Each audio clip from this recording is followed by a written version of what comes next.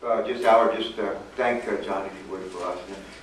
John's in his first term in the U.S. House of Representatives. It's hard to get anything done in your first 2 years there. He has authored a provision that ended up in the Jobs Act, which is all about how to provide access to capital for up-and-coming companies, small companies that want to remain privately held, and companies that want to become publicly traded. He had a big hand in that legislation, and now contributing and embracing the way to this legislation. And Chris and I draft when you're in NASCAR. If you're like drafting on the car in front of you, then that means you're like standing on their tail and they're like pulling you along. Well, on this legislation, as much as anything, Chris and I are drafting on John Carney, but he's provided, for a guy in his first term, he's doing some pretty amazing things. And I'm very proud of him, and I'll be proud of him. One of the recurring themes for me, among the recurring themes for me have been the idea of the need to get better results for less money in everything that we do. And that includes with respect to the delivery of health care, how to get better results for less money. I'm not sure if Paul remembers this, but a number of years ago when Insight was a young company, still a young company, but I hosted a meeting in my office in Washington, and I asked a number of the leading pharmaceutical companies in the country, the world really, to come and to meet with the head of the FDA. And I asked Paul to come as the head of this like upstart, and all these other guys and gals are sitting around, who is this Paul Cleveland? How do you end up in this meeting with the head of the FDA and all of us? And well, he's showing them how, and we're very proud of all that you're doing. Out of that meeting came the idea that if we want to remain competitive with respect to pharmaceuticals, development of pharmaceuticals, whether it's small molecule or large molecule, if we want to remain a competitive place where we develop, discover, develop, and build and sell across the world medical devices, you know, it might be helpful if we could get through the approval process a little more quickly. I don't know if you remember, that was one of the things that we talked about that day. And Mark, Mark McClellan, right? That's like Mark Miller. Mark was the FDA director at the time. He'd been George Bush's healthcare advisor. But he talked about the arrangement that we have in this country where pharmaceutical companies, large and small, and medical device companies pay a fee that goes to FDA. And that fee is used to hire people, resources, if you will, in order to do reviews of medicines that are developed, pharmaceuticals that are developed, and medical devices that are developed.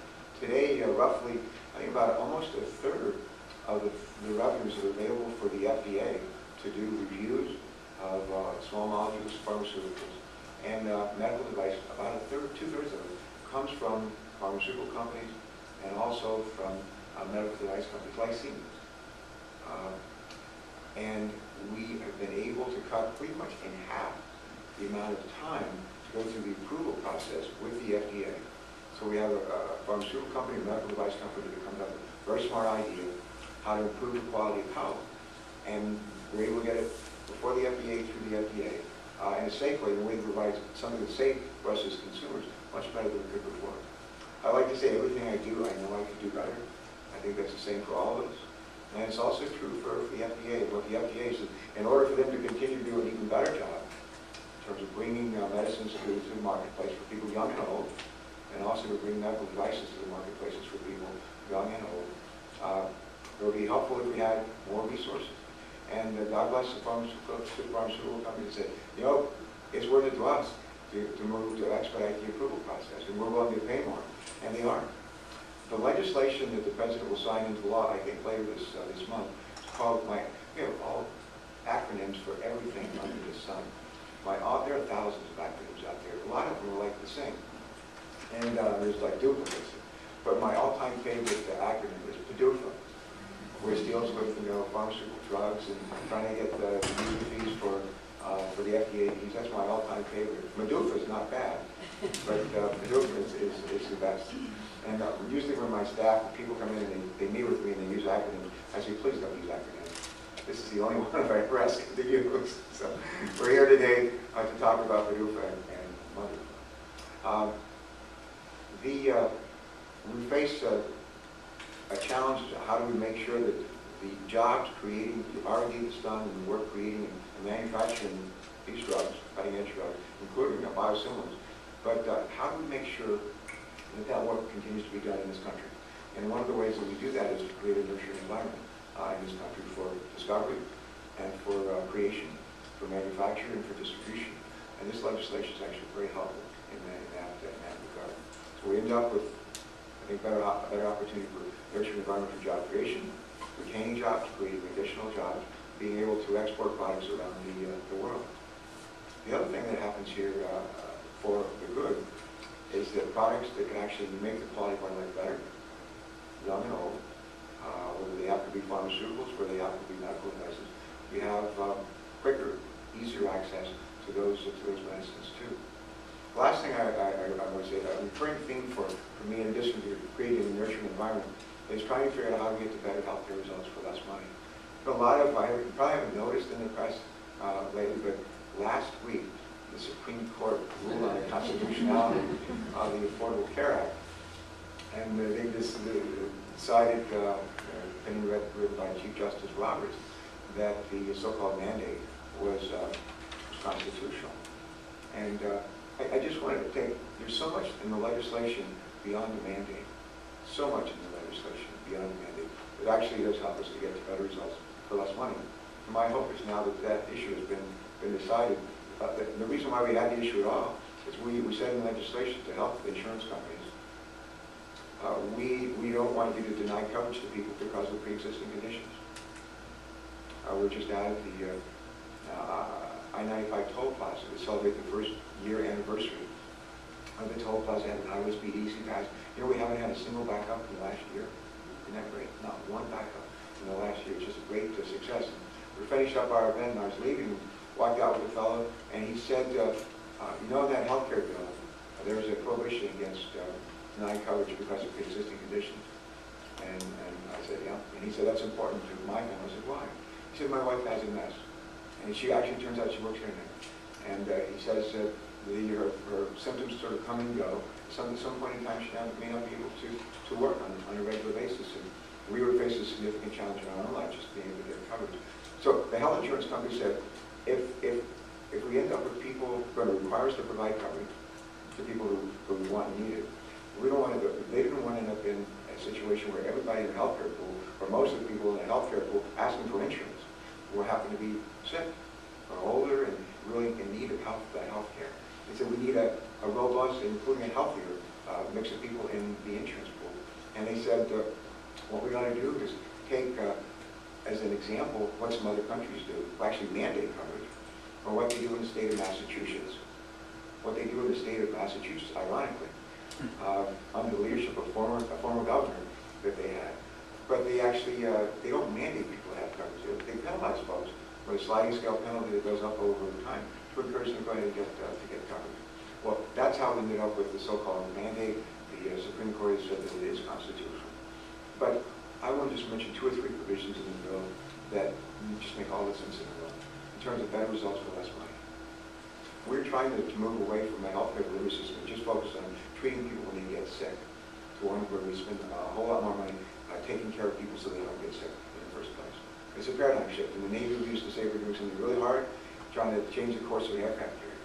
If you stick with it, you can change the course of the aircraft carrier. We're trying to change the paradigm from fee-for-service, spend money when people are sick, to a collaborative way of delivering healthcare, where we actually coordinate the delivery of that healthcare. And the other thing that we're doing is we spend a lot more money at the front end to make sure that for folks who have no health care, they have no medical home, they can go to La Red in Sussex County. They can go to west side.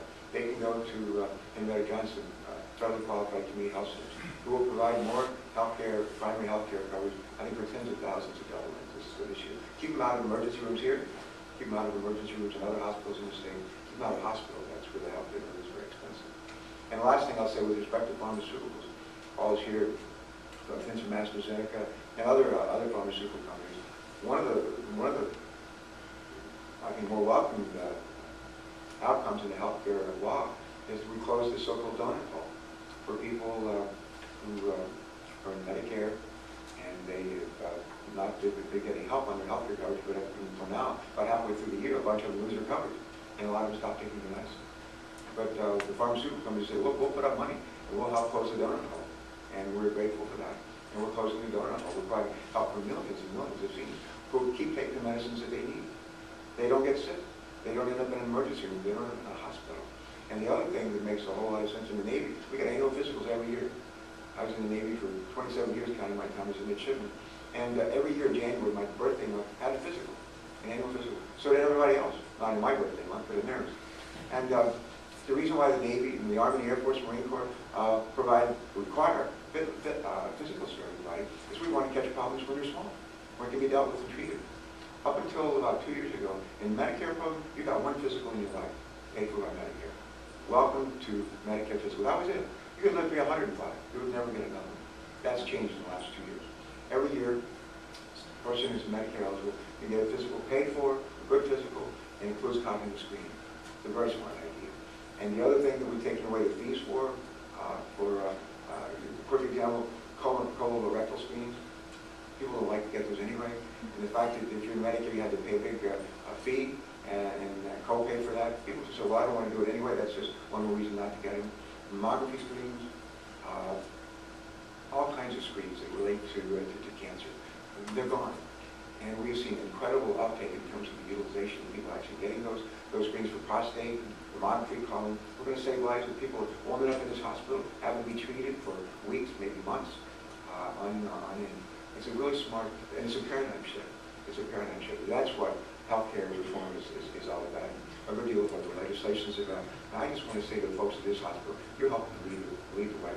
And everybody at Christianity, we're just enormously proud of you and grateful for the work that you're doing for. Not just for the folks who live in Delaware, but Maryland, Jersey, and Pennsylvania, and the entire region.